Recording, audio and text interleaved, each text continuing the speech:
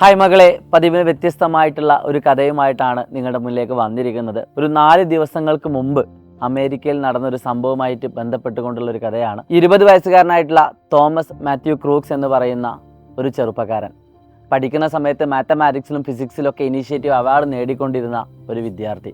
അത്രയും ബ്രില്യൻ്റ് ആയിട്ടുള്ളൊരു കുട്ടിയാണ്. ഏകദേശം അദ്ദേഹം ഡൊണാൾഡ് ട്രംപ് എന്ന് പറയുന്ന നമ്മുടെ അമേരിക്കയുടെ ഇനി വരാൻ പോകുന്ന ഇലക്ഷനിൽ പങ്കെടുക്കാൻ പോകുന്ന ഒരാൾ. അപ്പോൾ അദ്ദേഹം പ്രസംഗിക്കുന്ന ആ പീഠത്തിൻ്റെ 134 മീറ്റർ അകലെ നിന്നുകൊണ്ട് ഷൂട്ട് ചെയ്യുകയാണ്. എന്തിനാണ് ഷൂട്ട് ചെയ്തത് എന്ന് ഇതുവരെ കൃത്യമായിട്ട് ആർക്കും തന്നെ കണ്ടെത്താൻ പറ്റിയിട്ടില്ല. ആ ഒരു കാരണം കണ്ടെത്താൻ ഇനിയും നീളുമെന്നാണ് അറിയാൻ സാധിച്ചത്.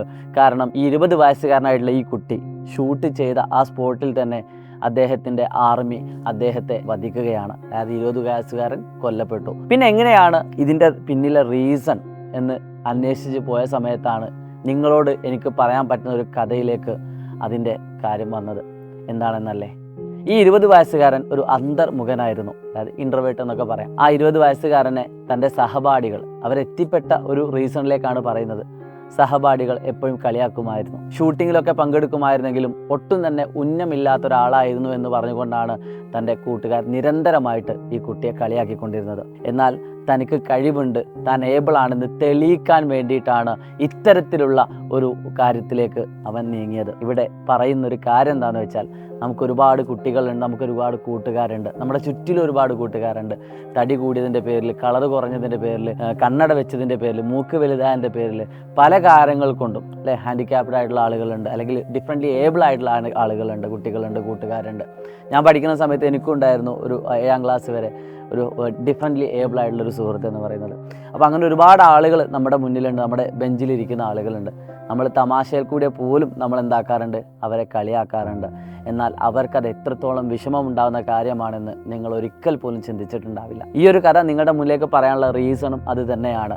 നമ്മൾ തമാശക്ക് പോലും മറ്റൊരാളെ നമ്മുടെ തടിയുടെ പേരിലോ കളറിൻ്റെ പേരിലോ അല്ലെങ്കിൽ മറ്റൊരു കാര്യത്തിൽ പോലും നമ്മൾ എന്താക്കാൻ പാടില്ല, കളിയാക്കാൻ പാടില്ല. അത് അവരുടെ ഉള്ളിൽ എത്രത്തോളം ഡീപ്പായിട്ടാണ് മുറിവേൽപ്പിക്കുന്നത് എന്ന് നമുക്ക് സ്വപ്നത്തിൽ പോലും ചിന്തിക്കാൻ പറ്റാത്തൊരു കാര്യമാണ്. ഒരു പക്ഷേ അവരെ നമ്മൾ കളിയാക്കുന്ന സമയത്ത് അവർ ചിരിച്ചുകൊണ്ടാണ് നമ്മളോട് സംസാരിക്കുന്നതെങ്കിൽ പോലും അവരുടെ ഉള്ളിലുള്ള വിഷമം അവർക്ക് മാത്രമേ അറിയാൻ സാധിക്കുള്ളൂ. സോ ഈ ഒരു കാര്യം നിങ്ങൾ ഓർപ്പിക്കാൻ വേണ്ടിയിട്ട് തന്നെയാണ്. അതായത് ഇത്രയും വലിയൊരു, അതായത് ലോകം ചർച്ച ചെയ്യുന്ന ഒരു വാർത്തയാണ് നമ്മളിപ്പോൾ കേട്ടത്. അതായത് ഡൊണാൾഡ് ട്രംപിൻ്റെ ചെവിക്കാണ് വെടിയേറ്റത്. ഒരു ഇത്തിരി കൂടി മാറിയിട്ടുണ്ടെങ്കിൽ അദ്ദേഹം കൊല്ലപ്പെടുമായിരുന്നു. അത് അമേരിക്കൻ പ്രസിഡന്റ് സ്ഥാനത്തേക്ക് മത്സരിക്കാവുന്ന അല്ലെങ്കിൽ മത്സരിക്കുന്ന ഒരു വ്യക്തിയുടെ മേലേക്ക് ഈ ഒരു 20 വയസ്സുകാരൻ ചെറുപ്പക്കാരനെ വെടിവെച്ചത്, അതിൻ്റെ പിന്നിലെ റീസൺ ഇതാണെന്നാണ് ഈ പ്രാഥമിക ഘട്ടത്തിൽ അറിയാൻ സാധിച്ചത്. പക്ഷെ അത് വ്യക്തമല്ല. എങ്കിലും ഇതിലൊരു മോറൽ സ്റ്റോറി ഉണ്ട്. ആ സ്റ്റോറി നിങ്ങൾ മനസ്സിലാക്കിക്കൊണ്ട് ഇനി അങ്ങോട്ടെങ്കിലും നിങ്ങളൊരു ഭാവിയിൽ നിങ്ങളുടെ കൂട്ടുകാരെയോ അനാവശ്യമായിട്ടൊന്നും കളിയാക്കാതെ നല്ലൊരു വിദ്യാർത്ഥിയെ കൊണ്ട് മുന്നോട്ട് പോവുക.